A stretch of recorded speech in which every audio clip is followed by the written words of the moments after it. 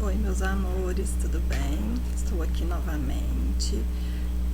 Nós vamos falar hoje de outro conteúdo que é o texto teatral, né? Que é um tipo de texto onde, na maioria das vezes, não acontece a narrativa, né? É um texto dividido em falas e ações. Então, hoje nós vamos falar um pouquinho sobre esse tipo de texto. Qual que é a importância desse texto? O texto teatral, ou também pode ser chamado de dramático, eles podem ser usados na representação teatral. Geralmente apresenta fatos, personagens, tempo e lugar. Quando é longo, costuma ser dividido em partes, que são os atos, e estes são divididos em cenas. Então, os textos teatrais, gente, eles têm que ter, né, o lugar onde acontece a história, o que está acontecendo na história, onde está acontecendo a história e quando, né? Na maioria das vezes acontece todo esse passo a passo. E aqui, como diz, né, quando o texto é muito longo, né, eu não sei se algum de vocês já assistiu alguma peça teatral, quando fecha as cortinas, né, é para encerrar uma cena e começar outra, que é onde são trocados os cenários, né, mudanças de personagens. Outro tópico: qualquer tipo de texto pode se tornar dramático se colocado em cena. Uai, tia, mas como assim? Eu posso pegar até uma receita de bolo e transformá-lo num texto teatral. Mas como?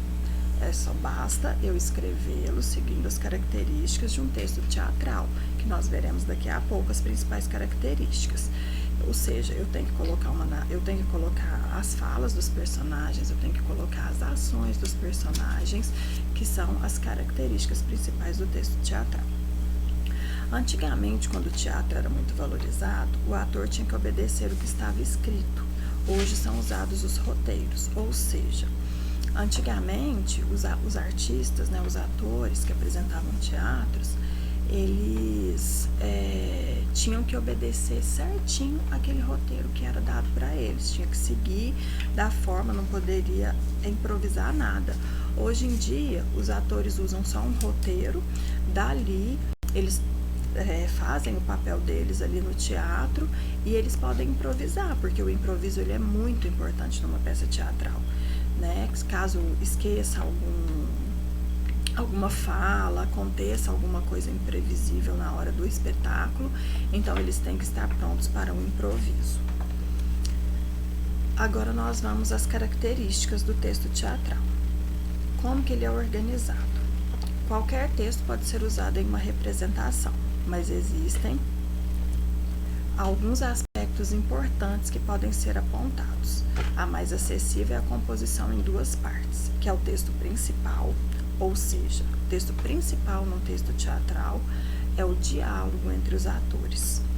E o texto secundário é aquele texto que não é pronunciado pelos atores, ou seja, o nome dos personagens que aparece, as indicações de entrada e saída dos personagens, a movimentação, a troca de cenário, a ação dos personagens, a descrição dos lugares, que também é conhecido, além de texto secundário, pode ser chamado também de indicações cênicas.